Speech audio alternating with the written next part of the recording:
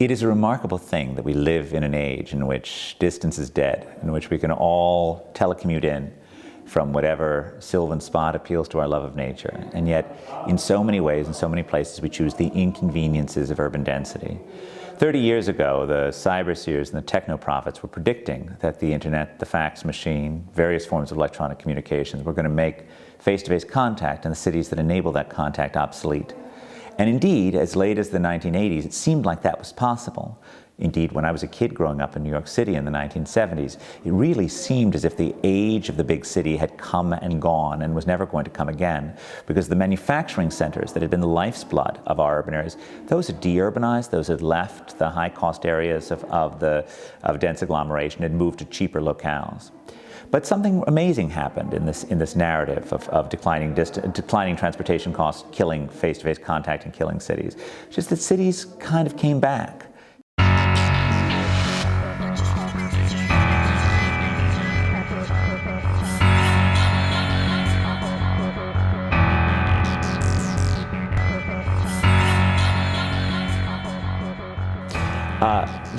The basic perspective, I think, at the national level should be a level playing field across space. The business of the government is to charge people for various negative externalities, provide human capital investments, and then try not to pick winners and losers across space.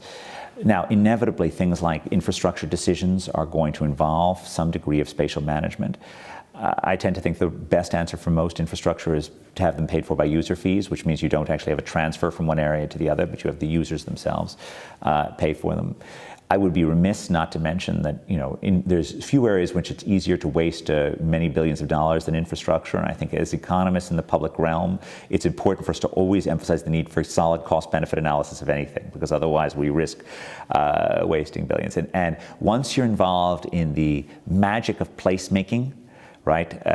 All that rhetoric of the beauty of causing Detroit to come back can cause all logic to run out the window very, very quickly, which means the skills of the economist are even more important.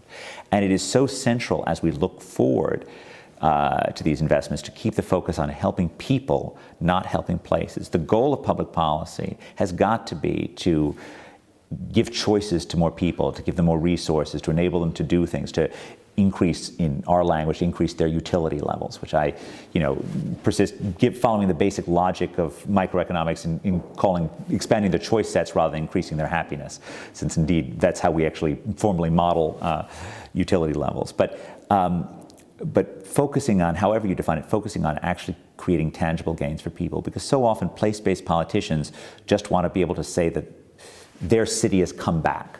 And look, the federal government doesn't have an instinct, the national government doesn't have a role in choosing and making sure that business goes to one place versus the other.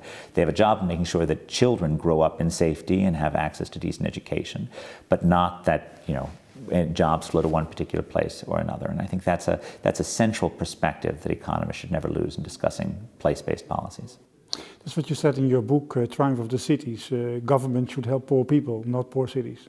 That's right. Government should help poor people, not poor places. That's right. And it's not even, if you think that people are mobile, it makes very, very little sense to try and bribe them to stay in declining areas.